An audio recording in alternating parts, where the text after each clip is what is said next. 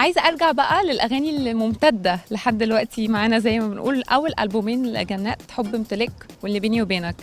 دايما كنا بنشوف ان انتي بتعتمدي على كبار الموزعين والمؤلفين، يعني الناس اللي معاكي كانوا بيبقوا فعلا من الكبار اللي موجودين. مؤخرا او حديثا جنات بقت تتجه للناس اللي لسه بتبدأ، لسه عندها بتبتكر في حاجة جديدة. يعني شفنا ده في آخر يمكن كم حاجة ليكي. هل ده معتمد ان انتي تساعدي الناس دي، ولا ده كان جه صدفة؟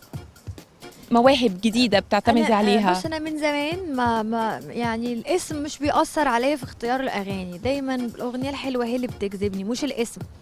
ومش معنى كده ان انا ما اشتغلتش مع القدام، يعني دايما عندي انا مجموعه كده اصحابي يعني انا بحبهم، يعني محمد يحيى وايمن بجت قمر وامير طعيمه وعزي الشافعي وخالد عز.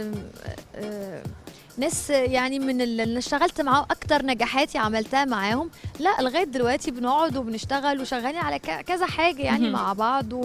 ويعني ما اظنش الموضوع ده مش يعني ممكن يكون نقول ان هو صدفه. صح. صدفه تماما. يعني الحقيقه لو اشتغلت مع حد جديد يبقى هو مش قصده، يعني هو عجبتني اغنيته. وفي نفس الموضوع لو اشتغلت مع حد اسم كبير تبقى اغنيته عجباني بغض النظر عن اسمه الكبير. صح. في كيمياء خاصة بينك وبين الموزع هاني يعقوب في الشغل بينكم، عملتوا أكتر من أغنية ناجحة جدا. أنا هاني يعقوب عملت مع ألبومات، هو بس ساكن بعيد عني. هي دي المشكلة دلوقتي، قوي بعيد قوي، بس هو ده اللي مضايقني لأن أنا بحب هاني يعقوب. كلميني عن الشغل معاه الكيمستري، وفعلا هل دي بتفرق مع الفنان؟ هاني يعقوب فيه كيمياء قوية جدا بيني وبينه. عملنا أكبر نجاحات، يعني ألبومات كاملة عملها لي هاني يعقوب. والألبوم الأخير برضو عامل لي أغاني كتير مزيكا.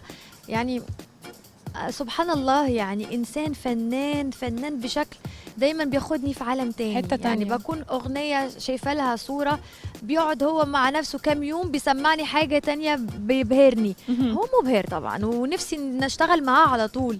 والفترة اللي جاية أكيد طبعا لازم يظهر تعاون بيني وبينه قوي. مين تاني من صناع الأغنية جنات شافت إن هو أضاف لمسيرتها؟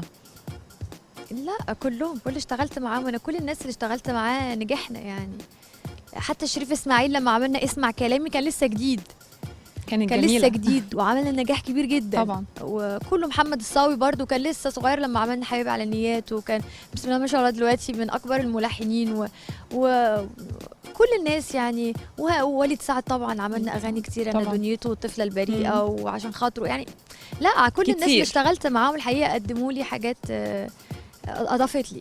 في حد نفسك تشتغلي معاه، تعملي معاه دايو او تعملي معاه يلحن يكتب يالف؟ في حد لسه انت شايفه ان انا نفسي اشتغل معاه؟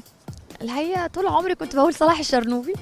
اوكي. لان انا من معجبينه من وانا طفله، كنت بحب شغله وبحب التنوع اللي في مزيكته، الحانه يعني. الحانه قدم جيل كامل باختلاف الاشكال بتاع صحيح. الغنى والمزيكا كل واحد كان بيقدمه بشكله. فنفسي اشتغل مع صلاح الشرنوبي ان شاء الله يبقى قريب ان شاء الله.